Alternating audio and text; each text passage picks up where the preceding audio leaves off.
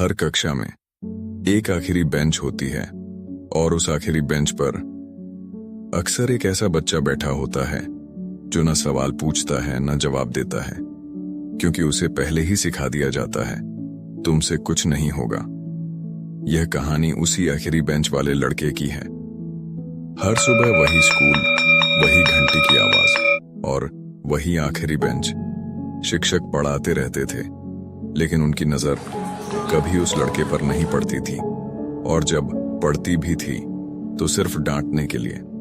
उसके कपड़े पुराने थे, जूते घिस चुके थे और बैग हमेशा आधा फटा हुआ। कक्षा के बच्चे हंसते थे, मजाक उड़ाते थे, लेकिन किसी ने कभी यह नहीं पूछा कि वह चुप क्यों रहता है। स्कूल के बाद जब बाकी बच्चे खेलने जाते थे, वह लड़का सीधे घर जाता था। एक छोटा सा कमरा, एक बीमार माँ और एक पिता जो रोज मजदूरी करता था। कभी कभी घर में खाना पूरा नहीं होता था, लेकिन माँ हमेशा मुस्कुराते हुए कहती थी, बेटा पढ़ाई मत छोड़ना। उस माँ के चेहरे पर दर्द था, लेकिन आंखों में सपने भी थे। फिर एक दिन परिणाम आया। नाम असफल सूची में था। लोगों ने कहा, देखा हम पहले ही जानते थे। शिक्षक ने कहा, तुम पढ़ाई के लायक नहीं हो, और लोगों ने फिर से उसे याद दिलाया कि वह आखिरी बेंच वाला लड़का है। उस रात वह रोया, बहुत रोया, लेकिन उसने अपनी किताब कभी बंद नहीं की। एक रात घर में बिजली नहीं थी, लेकिन वह लड़का स्ट्रीट लाइट के नीचे बैठकर पढ़ रहा था। उसने खुद से कहा, अगर मैं आज हार गया तो मेरी माँ के सपने हार जाएंगे। अगर मैं रुक गया तो मेरी जिंदगी भी यहीं रुक जाएगी।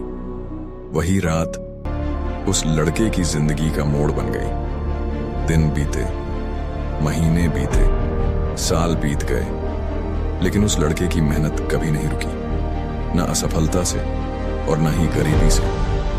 वह सिर्फ एक बात जानता था, मैं हार नहीं मानूंगा। फिर एक दिन वही लड़का एक बड़े मंच पर खड़ा था।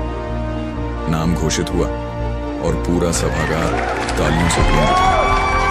वही शिक्षक जो कहता था, तुमसे कुछ नहीं होगा, आज चुपचाप देख रहा था।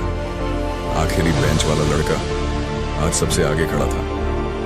याद रखना, आखिरी बेंच पर बैठने वाले बच्चे कमजोर नहीं होते, बस उन्हें समझने वाला कोई नहीं होता। और जब वे खुद पर भरोसा कर लेते हैं तो पूरी दुनिया को पीछे छोड़ देते हैं। इसलिए अगर आज तुम भी आखिरी बेंच पर हो तो घबराना मत, क्योंकि कहानी अभी खत्म नहीं हुई।